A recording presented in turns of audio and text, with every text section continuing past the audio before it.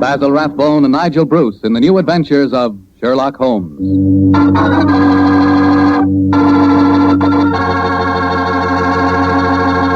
The Petrie family invites you to listen to Dr. Watson tell us about another exciting adventure he shared with his old friend, that master detective Sherlock Holmes. It began on a summer evening in 1906. I'd been for a long walk in the park, I remember, and when I returned to Baker Street and entered our rooms, Holmes looked up at me with a twinkle and spoke. You look positively glowing with health, Watson. Well, I had a splendid walk, my dear fellow. You should have come with me. The park was looking particularly beautiful. Well, old chap, during your absence, I've decided to write another monograph. Oh, what's the subject this time? Occupational liability to murder. For instance, the mortality rate is naturally high among policemen and detectives. Physicians are murdered with fair regularity, but the murder of a dentist is rare. And who ever heard of a murdered veterinary surgeon? That's quite true, but what's the occasion for this little homily? I've been browsing over my newspaper clippings. Yeah? You recall ever hearing of a murdered tobacconist, Watson? No, I can't say that I do. Oh, why? And yet my clippings inform me that no less than 3 tobacconists have been murdered in the past 6 months, and all the murders have occurred in the same small shop at the East End of London. Now, why do you suppose 3 tobacconists would be murdered in the same shop? Come now, old fellow. Give me a logical solution to the problem, will you? Well, let me see. You say that the shop's in the East End? Yes. Is it near the river? As it happens, it's on the water's edge. Then supposing the tobacconist's shop was the headquarters of a smuggling ring. Perhaps boxes of cigars were unloaded from the dock and brought to the shop. Cigars containing pearls or opium or something. Watson, my dear fellow, you're doing splendidly. You must walk in the park more frequently. You're positively scintillating. Oh, no, you're making fun of me. I assure you I'm not. You're expecting anyone home? No, probably a visitor from Mrs. Hudson. Go on with your fascinating theory. Now, why are 3 tobacconists murdered? Well, because they know too much. Perhaps they demand a share in the profits, so the head of the ring decides to kill them. Plausible enough, Watson. I really must congratulate you. I can see that I'm very lucky in having a biographer with such a lively imagination. Thanks very much. Come in. That's very nice for you. Imagination. Oh, hello, Lestrade. Stroud, I'm glad to see you. I hope I'm not intruding. Not at all, my dear fellow. Come along, sit down. Thank you, Miss Holmes. Anything remarkable on hand? No, Miss Holmes. Nothing very particular. Then tell me all about it, Lestrade. Can't hide anything from you, can I, sir? Yes, there is something on my mind, and no mistake. And it concerns the 3 murdered tobacconists, I see. Splendid. Now, how the blazes did you know that? Yes, Holmes, that's pure magic. Not at all, my dear Watson. It's simple deduction. Deduction? Observe the 5 cigars peering out of Lestrade's breast pocket. They are of a far superior quality to his usual brand. Obviously, the scene of his latest investigation has proffered certain, well, shall we say, professional perquisites. Am I right, Lestrade? Of course you are. Careful one, Mr. Holmes. Thank you, no, I'll stick to my pipe. Well, how about you, Doctor? Oh, thank you, Lestrade. By Jove. Coronas. And now, Inspector, tell me about the murdered tobacconists. Well, how much do you know about the case, sir? Just what I've read in the papers. Well, curiously enough, we were discussing the affair as you walked in, Lestrade. It's a strange business, gentlemen. I only got hold of the old story today when I had a long talk to young Jack Longworth. He's the owner of the shop. When in relation to Gerald Longworth, the taller member of Parliament who battled so successfully against the slum clearance bill? His son, Mr. Holmes. Nice young fellow, too. When his father died, he inherited this shop along with a lot of other property in the East End. Well, how big a shop is it, Lestrade? Oh, just a hole in the wall, Doctor, like all the other shops in that part of London. Young Mr. Longworth tells me he first rents it to a man by the name of George Grillet. He lives there with his daughter Lily and made it quite a nice go out of the shop. 6 months ago, when Jack Longworth was abroad, George Grillet has a stroke and nearly kicks the bucket. Kicks the what? He nearly dies, Doctor.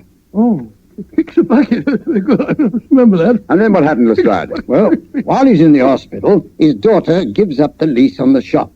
A few days later, an Italian takes it over, and a couple of weeks later, he's found with his throat cut. Did you investigate that first murder yourself? No, Mr. Holmes. It seemed like any of a dozen killings we get in that part of London. A shopkeeper cut up, his till emptied, no clues. Well, who was the next tenant? A Scotchman. Bloke by the name of Mackintosh. A few weeks after he moved in, the same thing happened to him. That time, I did go down there, but I couldn't find out nothing. Was robbery again the apparent motive? Yes, sir. but the killing wasn't the same. He was strangled with a silk scarf. Silk scarf, eh? And who was the third tenant? The man who was murdered yesterday? A Hindu fella. A man by the name of Mukherjee. He takes it over a week last Friday, and yesterday we finds him knife through the back and his money gone. Of course, I was down there before you could say Crystal Palace. But once again, I didn't find out nothing. No knife, no fingerprints on the till, no footprints, just a very dead Hindu. Was young Mr. Longworth the landlord in England when these murders occurred? Yeah, that's the funny thing about it, Mr. Holmes. He docked at Tilbury yesterday morning. He didn't know nothing about what had been going on. Well, I imagine he'll have difficulty in renting the shop after 3 murders. Well, that's just it, Doctor. That's why he comes to me at the yard. George Grillet, his first tenant of the shop, moved back there today with his daughter Lily. And young Mr. Longworth's worried about them. Well, if you ask me, he's more worried about the daughter than he is about old man Grillet. So the original tenants of the shop are back in residence again, eh? And what do you want me to do? Well, I thought perhaps you'd be interested enough to come along with me and look at the shop, Mr. Holmes. I should be very glad to, my dear fellow. Get your coat and hat, Watson. Oh, sure. Oh, dear, that wretched instrument. I'll answer it. Hello? Mycroft, how are you? What? Yes. Yes, he's here now. Why, of course. I'll do everything I can, certainly. Let's have dinner together soon, shall we? Splendid idea. All right, goodbye. Well, was that your brother, Holmes? Yes. Lestrade, I do think you might have told me the whole truth. Well, how do you mean, sir? I thought your visit was prompted by a need for friendly assistance. I didn't realize that you came here virtually on a government order. Well, it wasn't just quite like that, Mr. What's Holmes. the government got to do with the case, and how does your brother Mycroft fit into the picture? Not sure yet. But of one thing we may be certain. There's obviously a great deal more in this case than Lestrade would have us believe. Why do you say that, Holmes? You must bear in mind, old fellow, that occasionally Mycroft is the British government.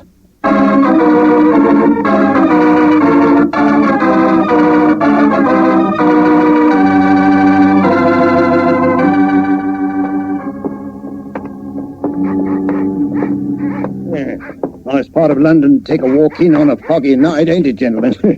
All our policemen work down here in pairs, you know. Yes, I don't blame them. It's a vile neighborhood. There's the shop just ahead of us, with a sign hanging out. Hello, there he is again. Oh. See that bearded Hindu skulking off around the corner there? Oh, yes. He's been haunting the place ever since I came down here. So a bearded Hindu haunts the place, eh? Yes, and yesterday, Holmes, the Hindu proprietor of the shop was murdered. Exactly. Well, here we are. I'll go in first. Depressing-looking place, huh?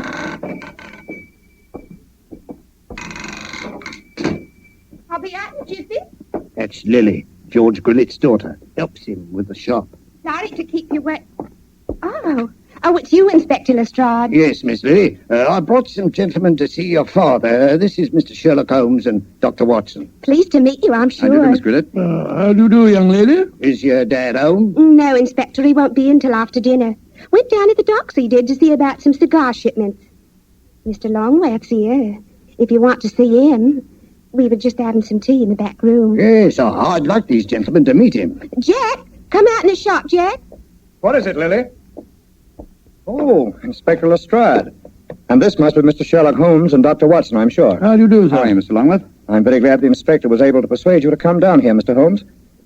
I'm dreadfully worried about this business, particularly since Lily's father insisted on coming back here. I'm afraid they're in great danger, but I can't make Mr. Grillet see it. Young lady, I wonder if I might ask you a few questions. Well, of course, Mr. Holmes. Before your father had his stroke, did he receive any threats concerning his occupancy of the shop? Well, if he did, he never told me about him. But it wouldn't surprise me. I often told him his biggest enemy is himself. If you know what I mean. Yes, I think I do, Miss Grillet. When your father had his illness, who decided to give up the lease on the shop? I did. No money was coming in, and, well, it looked like Dad might be an invalid for life. Of course, I couldn't run the shop by myself. Anyhow, I never did like this part of London. It wasn't the right business for Father. What was his reaction when you told him to have given up the lease? Oh, he was awful angry with me. Said I'd no right to do it without asking him. By the way, we saw that bearded Hindu again as we walked up just now. He's been hanging around ever since we came back here, Inspector. Well, has he actually come into the shop, Miss Grillet? No, but he keeps walking by and looking in the window. I'm sure if we both went into the back room or left the shop for a little while, well, he'd come right in. Then I suggest we give him the opportunity he's seeking. Miss Grillet, I wonder if you and Mr. Longworth would mind leaving the shop for a while. Of course not, Mr. Holmes. Make your departure rather ostentatious, shall we say, so that he can't help noticing it. Give us half an hour or so and then come back. Perhaps you wouldn't mind going with them, Lestrade. But, Mr. Holmes, this is my case. I know, but in a situation like this, Watson and I work much better alone. We may have to go a little outside the law, and your presence might embarrass us. You'd never think I was a detective, too, would you? Very well, We'll be back in Mr. half an hour.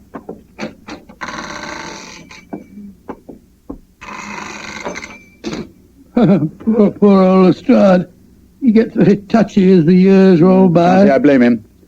I'm leaving him completely in the dark. Come on, Watson, behind the counter. No, my dear fellow, not under it, old chap. We lift the flap.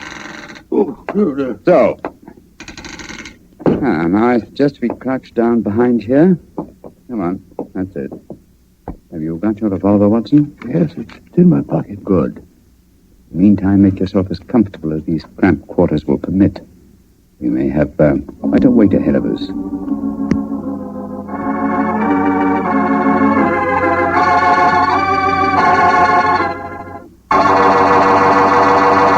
Look, Holmes. There's the Hindu now, peering through the window. Revolver handy. Yes, sir. Here he comes.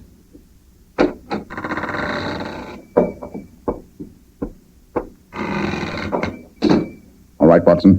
Put your hands up. I got you covered with this revolver. Now, my man, what are you doing here? Who are you? Never mind who I am. Just answer my question. I do not speak very good English. तुम हिंदुस्तानी बात बोल नहीं सकता? सकता है. Eco तुम इधर आया? देखने को आस्ती तुम्हारा भाई हमको हुक्म दिया. तुम्हारा भाई? तुम जा नहीं सकता? बहुत अच्छा. Salam. No, you don't, my man. Just you stay where you are. It's all right, Watson. Let him go. He's on our side.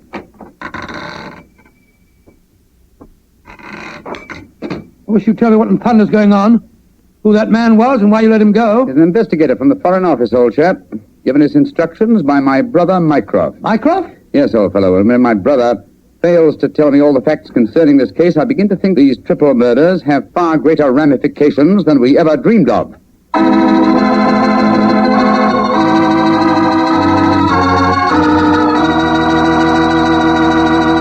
A puzzling case is occupying the attentions of Sherlock Holmes and Dr. Watson. 3 murders have taken place in a small tobacconist shop in the East End of London. As we rejoin our story, it's late at night, and Sherlock Holmes and Dr. Watson, accompanied by Inspector Lestrade, are once again walking toward the ill-fated shop. Well, I don't see that you've accomplished much, Mr. Holmes, except that you've just bought me a nice dinner. Oh, we're making progress, Lestrade. If only by the elimination of obvious suspects. But there's a pattern to this case, and that should give us a clue. Oh, how do you mean, Holmes? My dear fellow, consider the obvious motive of these murders, and particularly observe the results they've obtained. Well, the motive was the same in all 3 killings. Robbery. Oh, no, Lestrade. Don't let the theft of a few pounds from the till blind you to the real motive. Look. Here's Miss Grillet now. She's coming out of the shop. Good evening, Miss Grillet. Hello, Mr. Holmes. Is your father home yet? Yes, he is, Mr. Holmes. And I can't tell you how anxious I am for you to talk to him. I'm going to meet Mr. Longworth. He's taken me to the music hall. I should be home just after 10. I hope you'll be able to stay with Dad until then. Well, don't you worry, Miss Grillet. We'll keep an eye on him. Oh, thanks ever so much. Oh, Mr. Holmes. Yes, Miss Grillet? Please don't go into our rooms in the back, will you? I've left things in a frightful mess. I quite understand, Miss Grillet. Well, ta-ta. See you later. Let's go into the shop.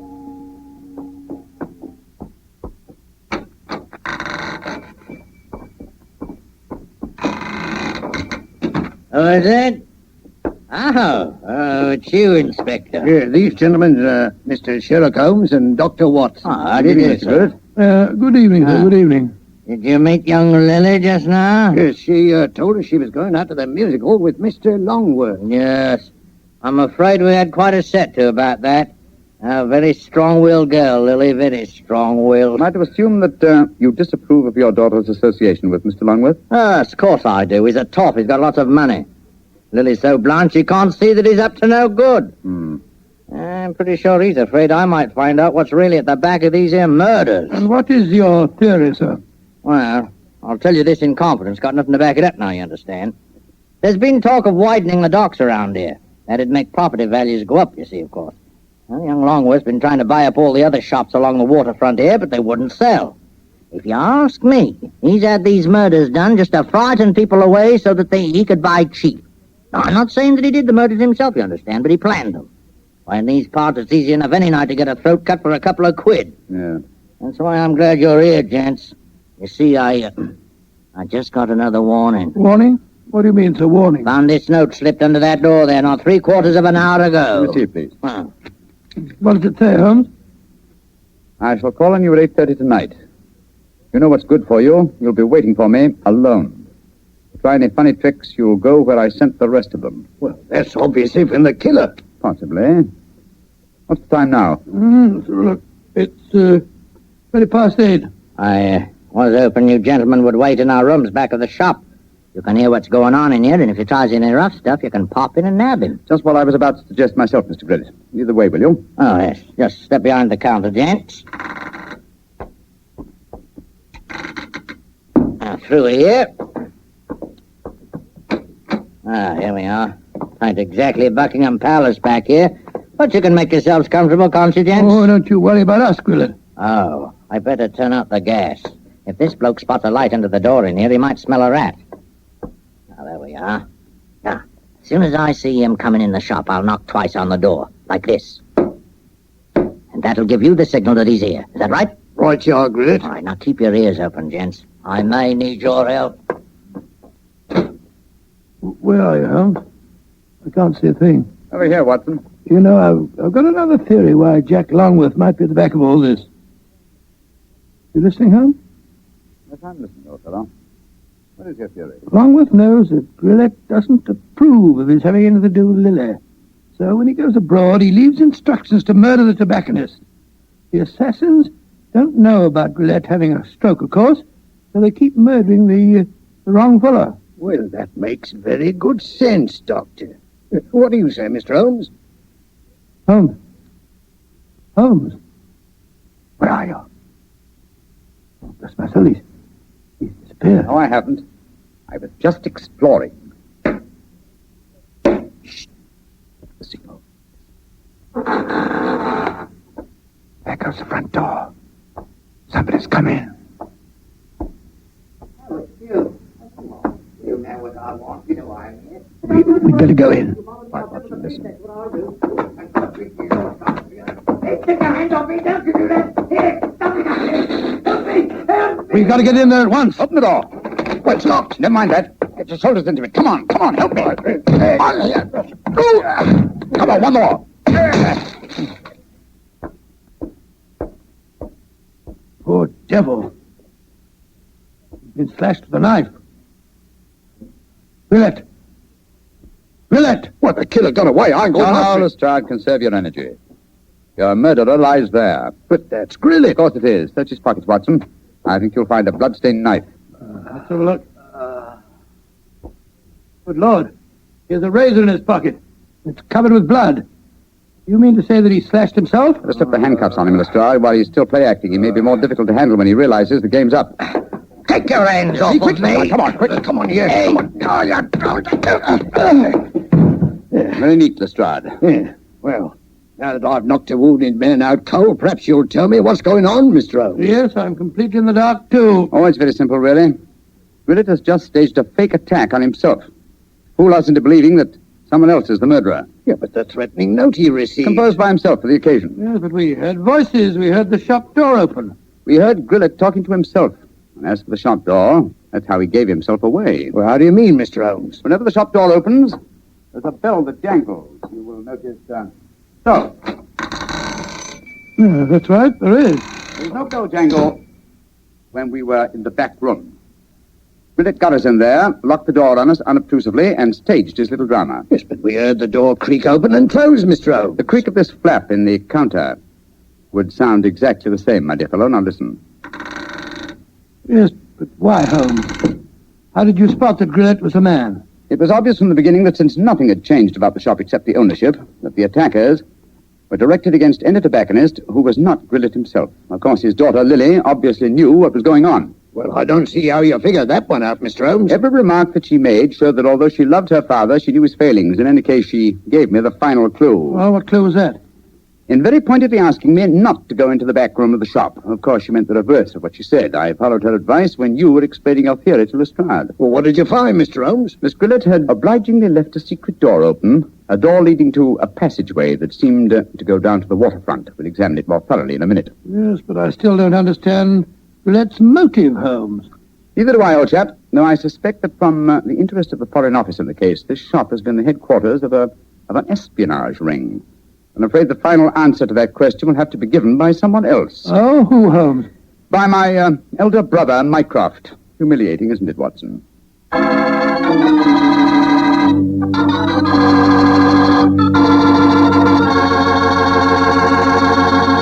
And what was the final answer to the question, Dr. Watson? Well, Holmes was right as usual, Mr. Foreman. The shop had been the headquarters of a spy ring operated by Grillett.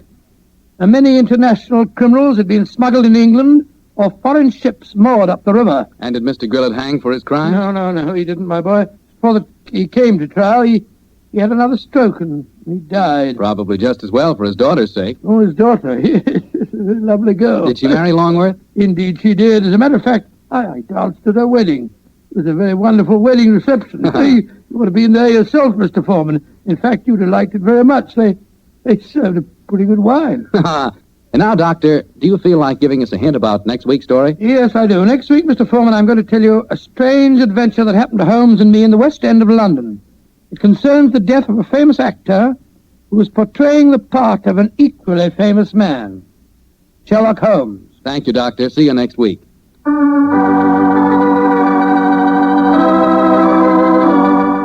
Tonight's Sherlock Holmes adventure is written by Dennis Green and Anthony Boucher and is based on an incident in the Sir Arthur Conan Doyle story, The Adventure of the Six Napoleons. Mr. Rathbone appears through the courtesy of Metro-Goldwyn-Mayer and Mr. Bruce through the courtesy of Universal Pictures, where they are now starring in the Sherlock Holmes series. Tune in again next week, same time, same station. This is Bill Foreman saying goodnight for the Petrie family. Sherlock Holmes comes to you from our Hollywood studios. This is the Mutual Broadcasting System.